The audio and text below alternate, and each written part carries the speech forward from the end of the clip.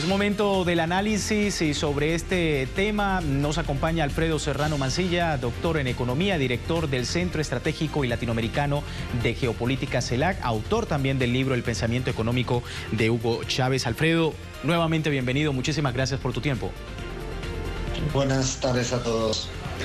Alfredo, Panamá sugirió el tema del desarrollo con equidad como lema de esta séptima cumbre de las Américas allí en Panamá, pero en medio también del reclamo de los expertos, de las organizaciones sociales, para tratar temas fundamentales de integración y que rompan esa desigualdad que existe en la región, sobre todo en países con modelos neoliberales. ¿Cómo ve usted el contraste de estos dos escenarios en Panamá? Realmente está pasando desapercibido porque quizás la atención interesada hoy en día de Estados Unidos es poner el foco de atención en otro lugar, pero lo que está hoy en juego en esta cumbre de las Américas es la disputa entre dos modelos económicos. Un modelo económico al cual le está apostando una mayoría de la población en América Latina, con los ejemplos de Venezuela, Bolivia, Ecuador, Argentina, Uruguay, Brasil, que le apuestan a un modelo no neoliberal de recuperación del Estado, de políticas públicas de inclusión social, de reapropiación de los recursos naturales, de los sectores estratégicos, es decir, de otra forma de entender la economía. Y por otro lado son los viejos intentos del neoliberalismo muy presentes desde Estados Unidos y con algunos aliados en la región latinoamericana que están procurando justamente darle la vuelta a este modelo económico del cambio de época que realmente hay en la región. Hoy en día, si uno observa las declaraciones de la CEPAL o de cualquier organismo internacional, ratifica el progreso y los avances en indicadores económicos y sociales de estos países que deciden hacer una propuesta contrahegemónica al modelo neoliberal. Y eso está de fondo y por eso probablemente Estados Unidos está tan inquieto e incómodo porque ya no logra controlar hegemónicamente el destino de muchas políticas económicas en la región latinoamericana en una transición geopolítica y geoeconómica compleja porque la aparición de los países de los BRICS tan cercano a los países de América Latina le complican justamente esta hegemonía que venía imperando en los últimos años. Alfredo, por otro lado, hablar de esta segunda cumbre empresarial donde asistieron varios de los máximos exponentes del capitalismo mundial, de marcas tan poderosas como Coca-Cola Company, la PepsiCo, Walmart, Citigroup o Barrick Gold, para exponer allí su visión sobre una integración productiva que conlleve a un desarrollo inclusive, unir a las Américas, dicen en este foro que se llevó a cabo entre empresarios. ¿Tienen pertinencia estas premisas desde el punto de vista de estas compañías?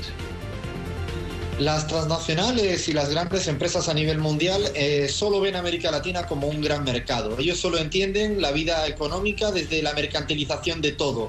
Y al observar el gran crecimiento económico que ha tenido la región latinoamericana, pero además un crecimiento distribuidor, no empobrecedor, desde las transnacionales, desde estos sectores empresariales, se entiende que hay un gran volumen de mercado al cual están interesados en acceder.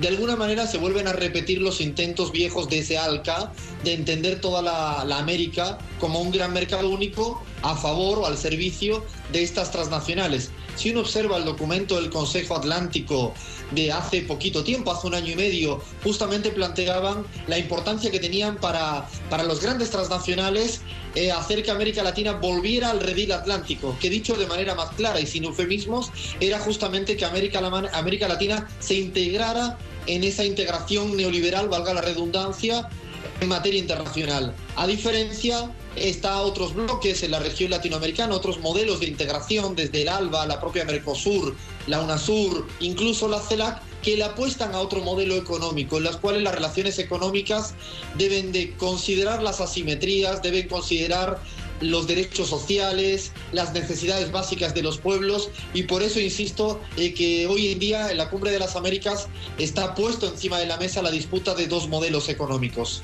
Bueno, y justamente sobre ese modelo económico alternativo vamos a hablar en estos datos, Alfredo, si me permites, porque tras años de hegemonía, los gobiernos progresistas de la región han logrado posicionar un frente de integración ante la necesidad de hacer valer no solamente los derechos de las comunidades, sino también la soberanía de los pueblos. Vamos a ver. La Cumbre de las Américas fue una iniciativa del entonces presidente estadounidense Bill Clinton, planteada en el año 1994, con el objetivo de alinear la región a la creciente hegemonía estadounidense. Más adelante, en 2001, se definió en Quebec, Canadá, con solo el voto en contra del comandante Hugo Chávez, dar inicio a la propuesta de la Alianza de Libre Comercio de las Américas, ALCA. La misma no tardó en ser derrotada, pues tras la cohesión de Chávez, Néstor Kirchner y Luis Ignacio Lula da Silva, se le dio fin en 2005. A partir de ese momento, un conjunto de gobiernos progresistas se expandieron en la región. Es el caso del Frente Amplio en Uruguay, el Movimiento al Socialismo en Bolivia y Alianza País en Ecuador, entre otros. De esa manera, surgieron nuevos bloques estratégicos de integración regional que apuestan por la soberanía y buscan contrarrestar la hegemonía capitalista. UNASUR en 2008 en Brasilia y CELAC en 2011 en Caracas.